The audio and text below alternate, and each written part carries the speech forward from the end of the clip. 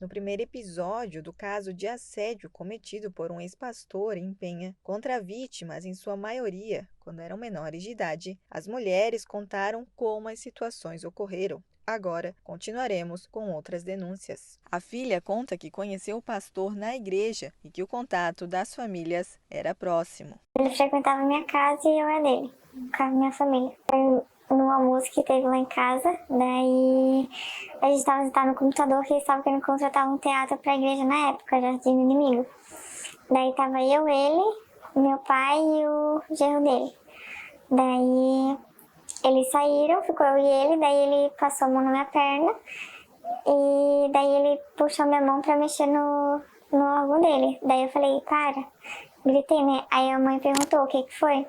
Daí ele falou, foi só uma brincadeira. Daí eu falei assim, mas eu não gostei.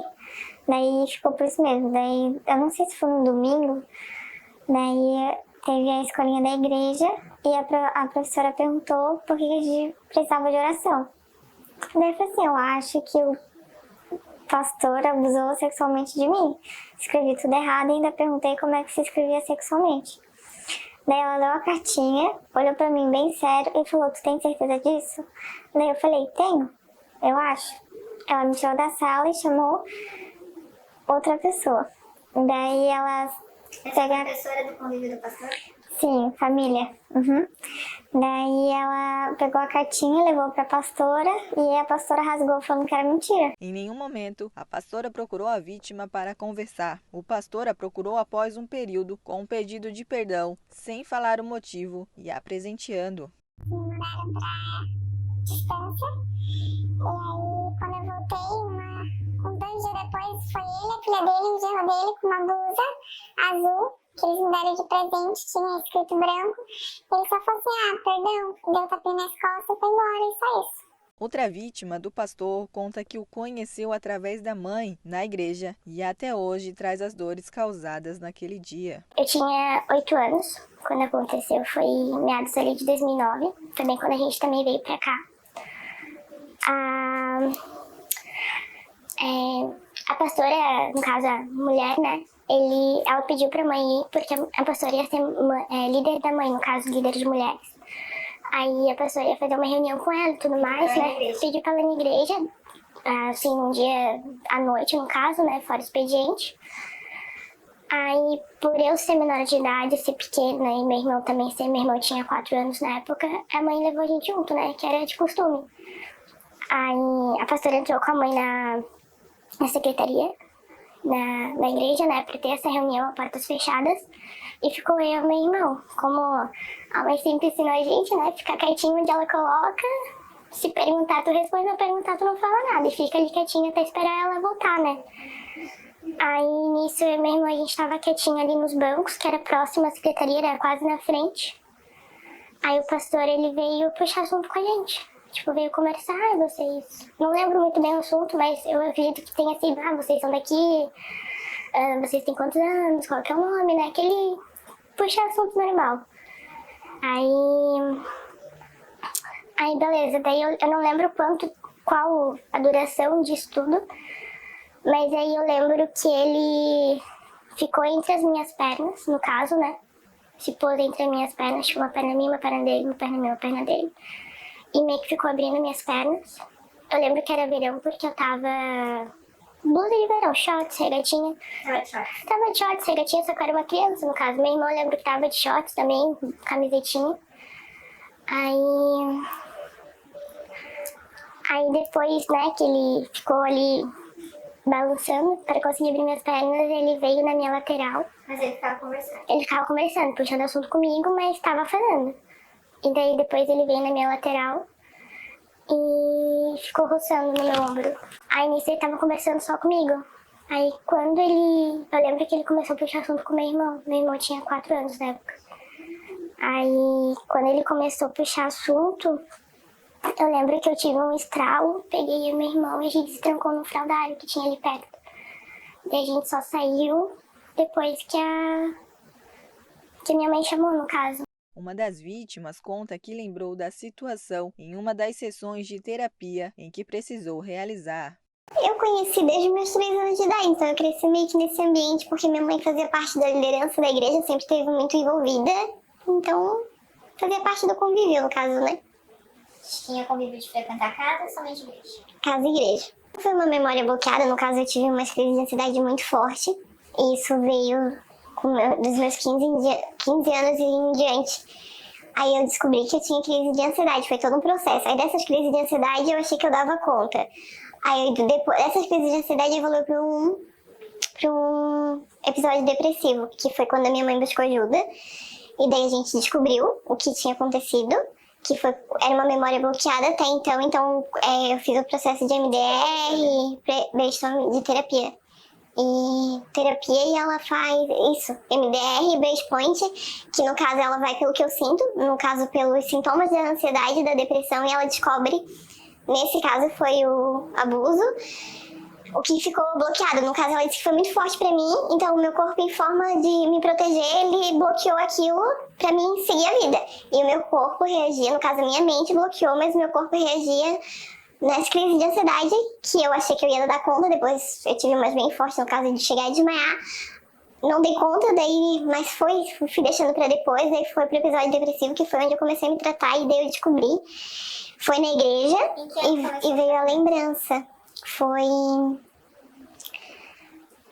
em novembro, dezembro do ano passado, que foi onde eu fui denunciar e as outras meninas souberam. Então elas vieram comigo, no caso. Falei, não vai ficar por isso mesmo, sabe? A minha psicóloga perguntou o que tu precisa fazer pra botar um ponto final nessa situação. Eu falei, eu preciso denunciar e eu preciso que alguma coisa seja feita, porque não vai ficar por isso mesmo. Daí, só que eu pensei nas outras meninas, eu falei, já faz muito tempo, elas já sabiam.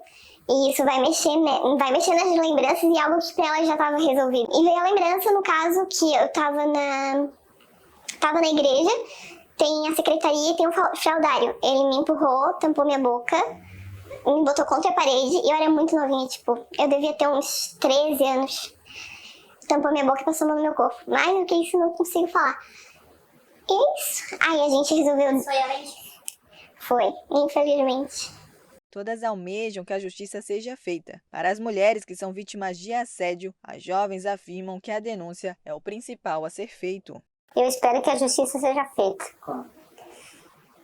Olha, a justiça de Deus eu creio que já está chegando, que é esse mover, né? Porque daí todo mundo se reuniu. Eu acredito que tem mais ainda, né? Muitas têm medo, né? Mas eu creio também na justiça da terra. Eu acho que agora já fechou o circo. Eu espero que todas as pessoas envolvidas, que a justiça seja feita, que é o normal, né, que todo mundo fala, mas que todas as pessoas envolvidas se arrependam também. Qual a justiça que você assim? A justiça de Deus, a justiça dos homens, independente. Seja feito algo que não foi feito pela gente, né? Eu acho que o que eu posso falar é que é difícil, sei que é difícil a gente viver, a gente tem que contar, a gente tem que tratar essa situação, mas é mais difícil ainda se a gente não tiver uma rede de apoio. Se a gente estiver sozinha, se a gente estiver em casa. Então, para as pessoas que passaram por isso, até por algo pior, eu acredito que denuncie, porque denunciar é um dever nosso, na verdade. A gente não pode abafar nenhuma situação, e também acredito que procure ajuda, né? Um pouco de esperança que a justiça seja feita e que ele pague pelo que ele fez, e que não vai acontecer com outras meninas, no caso. Porque a minha postura de denunciar também foi porque ele estava voltando para a igreja. Ele achou que nada disso ia acontecer, a igreja ficou entre a família e eles já estavam voltando para cá, para a cidade, para morar para cá. E eu fiquei, ele tá no espaço de novo, tem a possibilidade de acontecer com mais crianças. Daí, não, sabe? Então, eu tenho esperança de que a justiça seja feita e que não vai acontecer com mais ninguém, sabe? Porque, acaba com a gente, hoje eu não consigo trabalhar, eu tinha uma loja própria, eu tive que me desfazer dela. Não consigo voltar a trabalhar, tô em tratamento, e por causa de um homem, totalmente, tudo afetou demais, porque eu era outra pessoa. Antes, no caso, eu tinha crise de ansiedade, mas eu nem me reconheço mais, assim. Eu acho que a saída, no caso, pra mim foi, né? No caso, na minha experiência, foi denunciar. E até porque onde tem uma, tem mais ou vai ter mais. Então, o que ela passou, se ela ficar quieta, provavelmente outra vai passar. É claro que quando a gente tem 13 anos, quando tem 10 anos, é uma criança, não vai conseguir pensar nisso tudo e fazer.